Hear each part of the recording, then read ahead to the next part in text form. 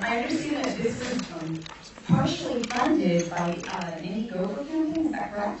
Correct. Almost $80,000 starting last summer, and we had several announcements on the internet and many perks that provided some of our funding almost 10% of our budget. Now, I've heard crowdsourcing campaign like that is almost just as stressful as creating an actual movie. Do you find the same thing?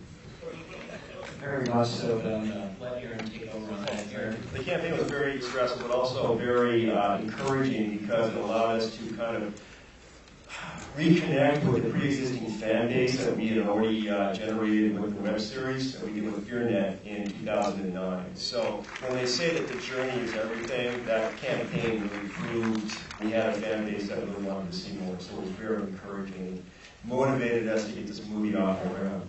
Now, since it is based on the FearNet TV show, can you talk a little bit about how it transformed from that web series to where it is right now?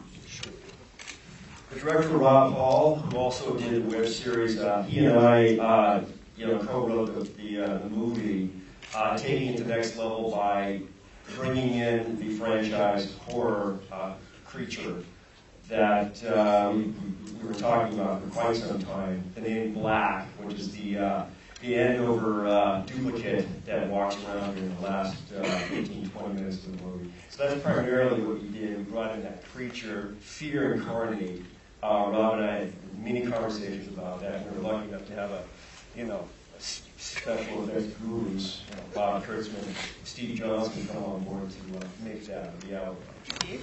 Nope, not yet. We'll get him in a sec. So I'll save my effects questions. So let me head down to Corey here. So can you talk a little bit about how you got attached to the project and what it was like working on it? Well, I could spend like 20 minutes talking about my mustache. That was a sweet stash. It really was. Pretty sweet, when they said rapey, I went for it. Yeah, I totally committed to the rapey vibe. As my first movie, I couldn't ask for better people to work with. Had great cast to work with, great people on set, great producers. I mean, the crew.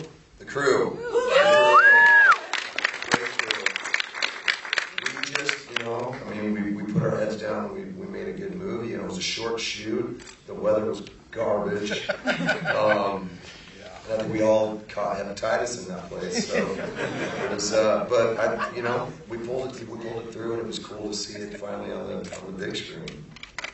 Now, Felicia and Cleopatra, I know that you guys really had to throw yourself into roles. These were intense. Can you talk a little bit about how you developed them and some of the crazy stuff you had to do on screen? Well, slicing open a disgusting wound is probably the first thing that comes to mind, which our amazing special effects makeup artist brought that to life, and I think Rob Hall also had a hand in that, and that was fun. We had, to Corey's point, we had a lot of fun on set, so I think really getting to know each other and, really developing those characters through conversation and building those relationships, I think really added to that. And as you can see from the film, it's intense, but there's a lot of comedic moments throughout the movie, which really add to it, and I think make it a little more real with such a heavy pressure situation. All right, who took my chair? You're not down here. The boys here. Come on, let's talk about this movie. Sit next to Bob. There's only one chair. I got it doing tonight. Thank you. My God. We're just like house. He's my pals. I just met him. So, we enjoyed the film. I loved it. This is the audience we're working for, right? monster shit these guys are responsible for right here. Cool. You guys, two guys. Hey, thanks for being here. Come on, boys. Tell them you love the movie. You didn't know it. You guys need to see the movie live. Continue. So, I was playing Fiona's best friend, Fiona Drift, and we were born a day apart, so that was kind of easy to do. We got along really well. We get along really well now, and she was really great to work with. Megan was a really fun character. My favorite part was scratching all the skin off my back and like digging into those holes there. That was pretty cool. You're very good at it. Thank you. And to prepare for that, I just went into a dark room for 30 minutes and cried. And there you have it. Wow. Now, let's talk to our effects masters down here. Bob and Pete, could you talk a little bit about a merge of digital and practical and how the two kind of came to have a marriage on screen? Yes, it was. Bob, Yeah, thank you. take it. Well, here's what's cool. Shut up. Give me that. Bob had nothing to do with it. I had nothing. Nothing.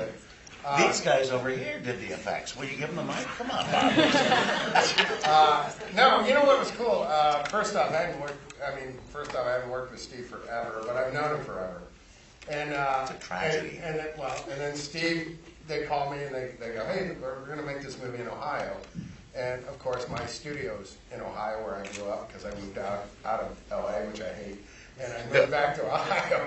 And These people all live in Los Angeles. That's I know, but that's no, I don't mean it in a bad way. I mean it in a good way. So they go, hey, we're going to make this movie in Ohio. We're and here's the other thing. Rob Hall, years ago, back in the early '90s or whatever, Rob used to work with us at my studio, and then went on to become a director. And then he goes, hey, I'm making this movie in Ohio. And I'm like, oh, that's cool. Hey, I got my studio in Ohio. And he goes, oh, by the way, and Steve's going to be building all this stuff for us. And we're working on it. I'm Steve? Cool. Okay, so now we're all hanging out here. Give me the fucking mic. Yeah, shut up.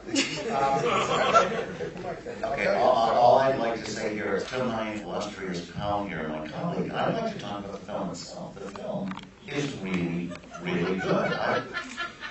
Why am I hearing chuckles? It's about fear.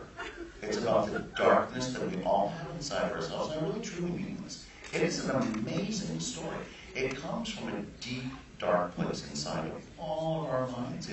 There's not a person here, not a person here that cannot connect with this.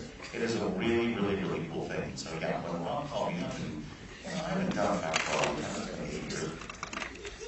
And I thought, well, this would be really fun to get back to Rob's good friends. It's been years since I've done a few things, but okay, wow, I read the script and I thought, wow, that is just a great story because it truly connects with all of you guys. Who does it not connect with? The fact that fear.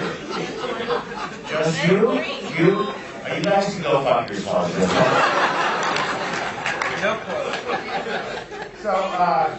So we had a really good time on this film. You might be speaking of kind of a pain in the ass. No, you know what? Here's what's interesting. No matter what, you're doing a makeup, you're working, and then suddenly the director has to leave set just to come stick his hands into the effects. It doesn't matter. Or sometimes his cock. Sometimes you know. No matter what you're doing a makeup, and then suddenly the director shows up. This only happens. It only happens when you're working with a director, effects guy. And because I do it too, because I do it when I'm directing. And suddenly he just shows up and he's like, grabs a brush and he's like, doing stuff. So, but that happens every time you work with a director who's an effects guy. Yeah, well, thank God he's not actually here, or he would kill you. Yeah, he probably get all that shit. But that's what's funny about it. We have a limited amount of time, so I'm going to open it up to audience questions to make sure that you guys can get some of your questions in. So raise your hand if you have a question for our gang up here. Anyone? Yes, right there. My question's for Corey. Yeah! After the success of your first movie, would this be the start off of a bit of a film career, as well as music, of course? Is this kind of a start of a film career for Corey? No. Obviously. If you've noticed, none of us really saw Corey Taylor 8-hour diamond. You save me for the fucking sequel? So Howard lives! Good shit! Alright, I feel better now. yes, other questions. Mr. Back there. Fuck. Is it true Steve Johnson's coming out with a book? Is it true Steve Johnson is coming out with a book? Come on, tell him. Really? Tell him. Come on. It stars Corey Taylor. You're such an asshole. It's a tell-all. I hope you don't mind. It's going to be rough for both of us. Go ahead, please. No, I am. Will you fucking shut up? Somebody make up a better question than that. I want to go back to the point of the movie. Did you guys not get it? Seriously, it was a wonderful point. There's a wonderful story behind this film. Wonderful acting. I really kind of have a boner for the Brad Dourif chick girl. Sorry. Thank you, sir. I'm sorry. Yes, any other questions from the audience? I have a question. Yes. Right now, so American Idol. what made you go into horror film stores? Why not like best stores?